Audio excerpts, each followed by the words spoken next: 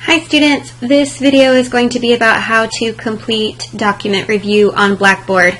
Giving feedback is a very important part of working in the business field, so that's why we try to do a little bit of that in class.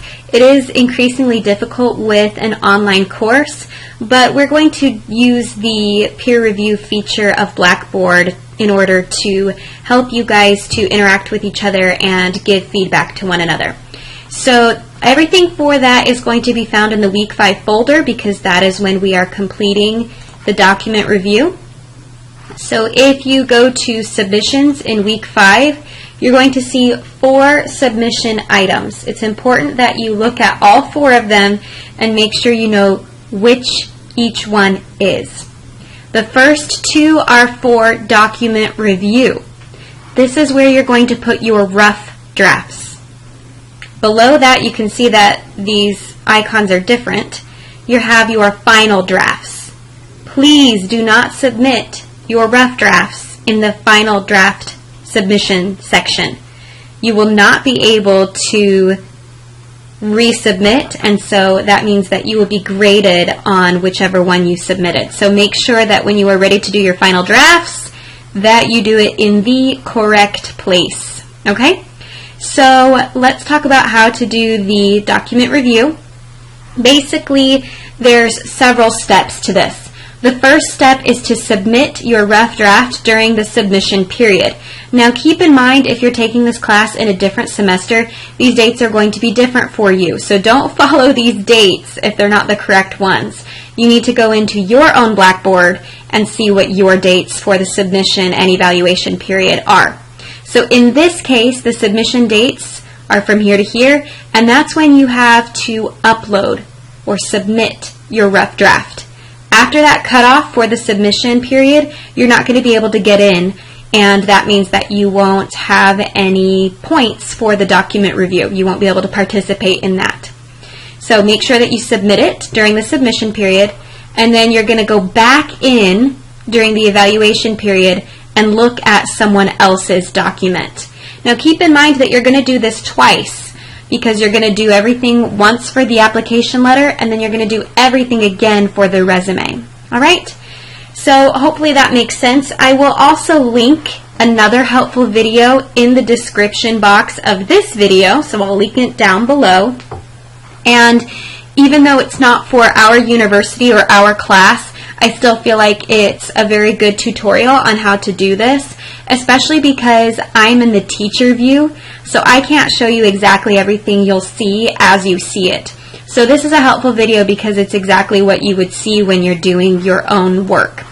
So let's go in and we're going to look over the application letter instructions.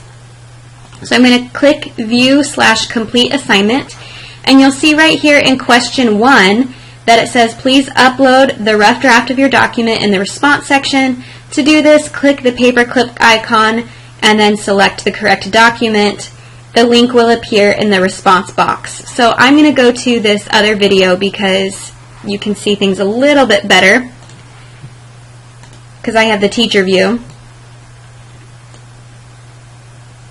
And so basically what it's showing you here, I was too far, is there's the question, and then you're going to click the paperclip in the response box and upload your document.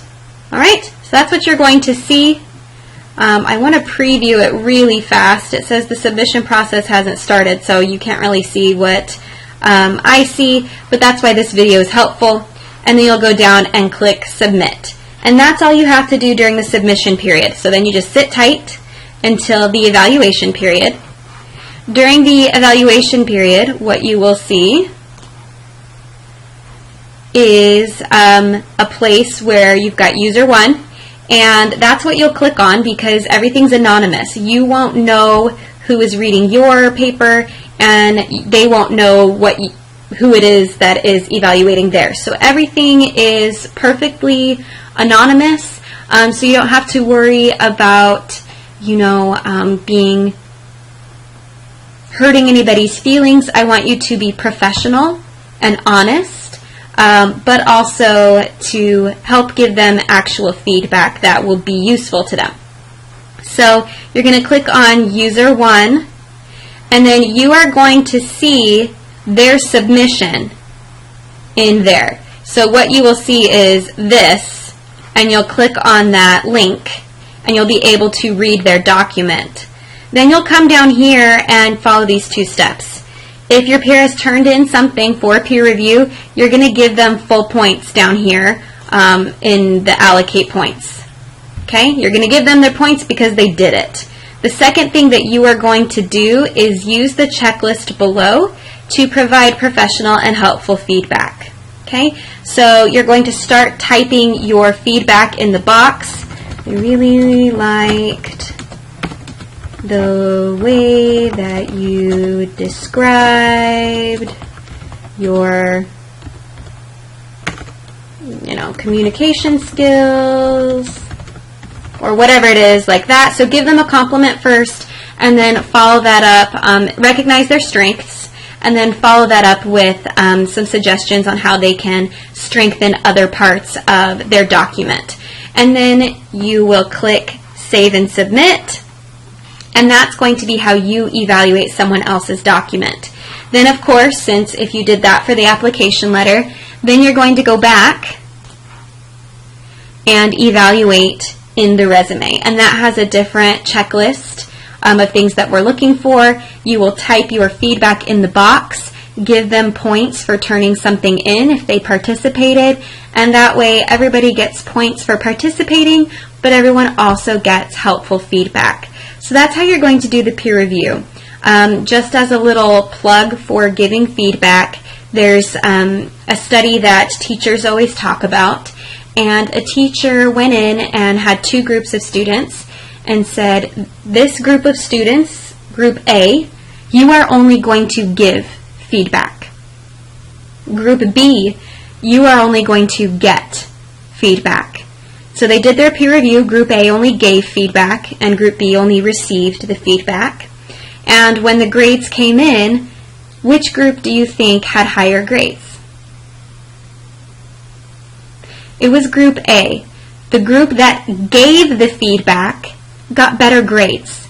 Because when you give professional, constructive feedback, what you're doing is at the same time teaching yourself how to go back and self-evaluate your paper and make changes based on the feedback that you gave to someone else. So that's why feedback is so valuable. You'll be working with your peers and colleagues in the workplace, and you want to learn now how to give constructive and professional feedback.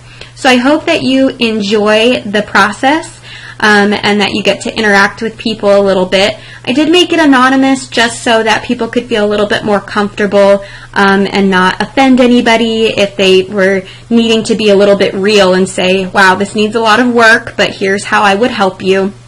Of course, don't be mean or unkind, but I do want people to have that freedom to be honest, because we all want to get the best grades that we can. Again, I will link this tutorial in the description box, even though it's a little bit different. The course isn't exactly the same, but it does kind of walk you through the process. If you watch both of these videos and you still have questions, make sure that you reach out and ask me, and I'm more than happy to help you. So good luck and enjoy peer review.